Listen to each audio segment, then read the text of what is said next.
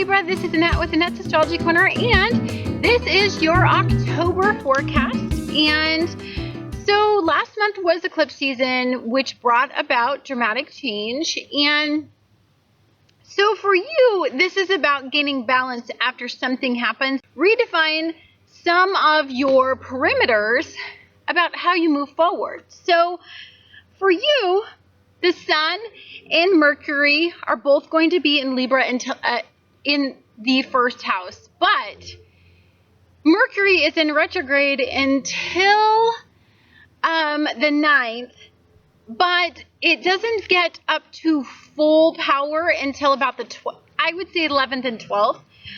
So for you, communication is going to be something that you are going to want to do, but you can't communicate effectively when the planet of communication about what happened is in retrograde and has been in retrograde since last month. So for you, I think you're feeling a sense of imbalance. You really need to reevaluate where you are moving forward and with whom you are moving forward and with how they perceive you. Like, if they perceive you as being somebody who's just going to do everything at their whim, then I think you are going to be mentally and physically and emotionally reserved with them, and they won't ever get to see the true potential in you because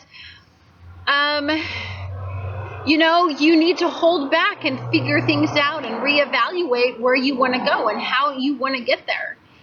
So I believe that you had an enlightenment during the eclipse, and I think it was something that made you look at how you identify yourself, your core. So you want your inward,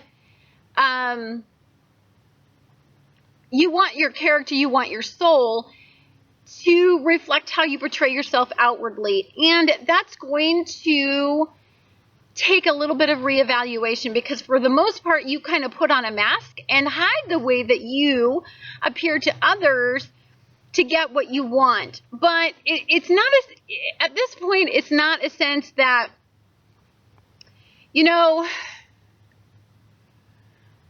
for many of you, getting what you want means meeting some monetary gains, and it is entirely ego-based. It's about beauty, it's about pleasure, it's about tangible fulfillment.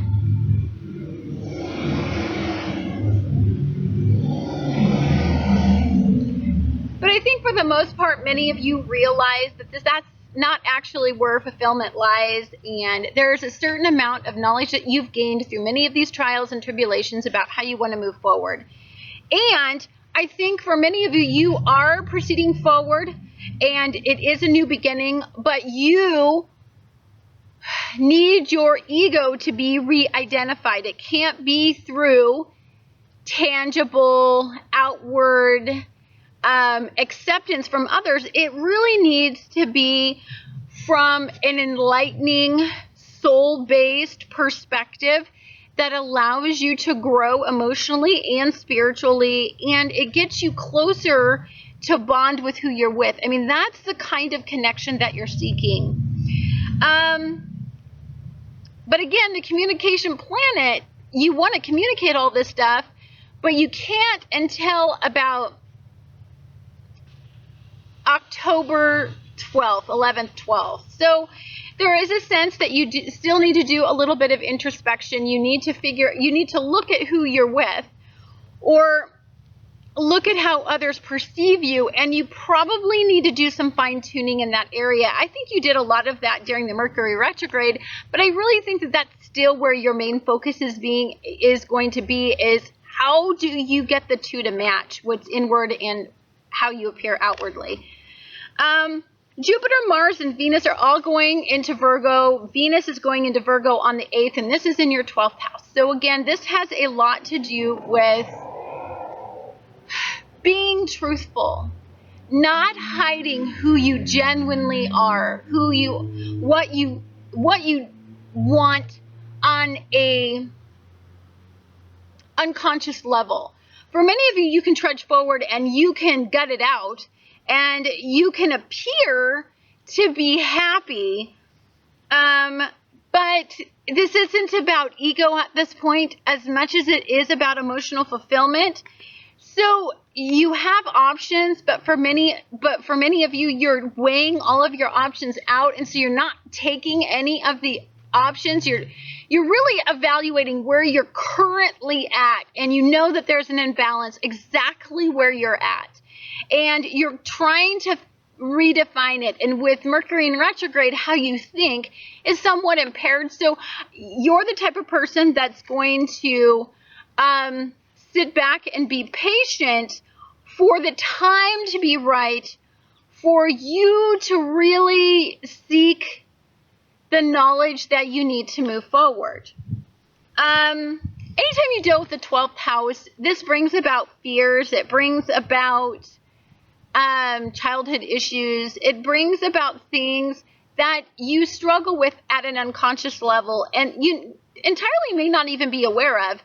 And so I think for you, when you go through this introspective period, I think you're going to start to have some realizations and some awakenings to some emotions that you probably didn't know that you entirely need to have met to have a fulfilling and sustaining life, as well as career, life, path, destiny, as well as a relationship.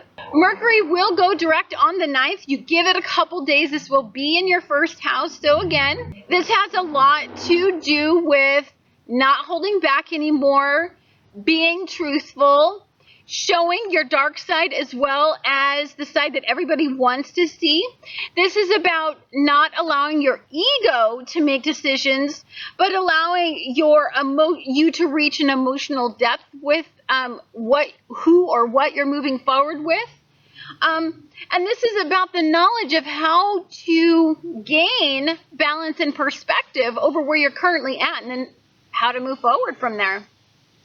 But again, don't do any of this stuff until about the 12th. For the most part, until about the 12th, you might look back, you might be in a comparison mode, you might be looking at where you've been imbalanced in the past, and you might be introspective about how that applies to now, and that might give you some very keen insights about how to proceed forward. On the 17th, Mars aligns with Jupiter, and this is going to be in 14 degrees in your 12th house. So again, we are talking about an awakening, a really intense awakening that your ego is secure without being deceptive, without putting on your mask, without needing to appear to others like you don't emotionally and spiritually need a higher connection than you currently have. I think for many of you, you know what you want and what you desire, but I think in order to make everybody happy, you always put it to the side. You always meet others' expectations. And through that, you often, if you're not getting what you want from your career, life, path, destiny, or from your relationships, or from where you live, you'll often put it aside and just take what's given to you and turn away from opportunity that could get you ahead, because it's almost like you have a fear of being partnerless, and there's no security in being authentic and alone. For you, how you identify yourself is often through partnerships, and that can be somewhat limiting. And so I think for many of you, I think you're letting go of that, and you're starting to see that you need a spiritual and emotional connection more so than you need to hold back. Don't put your emotions on the back burner to meet somebody else, and this somebody else may be an Aquarian-based person. Aquarius moon, Aquarius rising, and Aquarius sign, because they're cold and often disconnected and emotionless. And I think for right now, you're needing warmth, heart, you're needing balance, you're needing stability, and you're needing a new beginning, a brand new beginning, unlike any relationship or any endeavor that you've ever had prior to this relationship. So that can be a little difficult for you to have to define. On the 27th, we have a full moon in Taurus, and this is going to be in your 8th house. This is getting in touch with feelings that you don't often acknowledge. This is a very deep introspection on unconscious desires, wants, needs, emotion-based needs. This is about, even though you've reached certain levels, you're not feeling very victorious where you're at. And you're not feeling very fulfilled at this point. You're not feeling fulfilled both emotionally and monetarily. You may have significant monetary gains, and you may be financially stable at this point, but there's an emotional desire for something more. There's an emotional need to feel a childlike enthusiasm, a new breath of fresh air, victory in that you have created a new outcome and that you're not falling into past patterns, and that every seed that you plant at this point is going to flourish and grow into something that you can actually grow with and grow from, instead of it just being something that gets you by or something that makes you look good or appear to feel good, but it doesn't actually plug you in. There's a lot of stuff. So you're looking at a death of an old ideal, and for many of you, you tied a lot of ego into the way you look, or the way that you appear to others, or the way that you the partners that you have that have a social status, or the financial gain of having those partnerships, and what they can bring to your life and how they elevate your life. I mean, I think for the majority of you, you're understanding that's not where happiness is. It's not where fulfillment is. And that's not where I inevitably am going to identify and be happy with. And so I think there's a need to want to change that. There's a death to the old ego and a regeneration to the new ego at this point. But it's just letting go of those old ideals. It's going to be a process for you. And so over the next year, Jupiter is going to help you.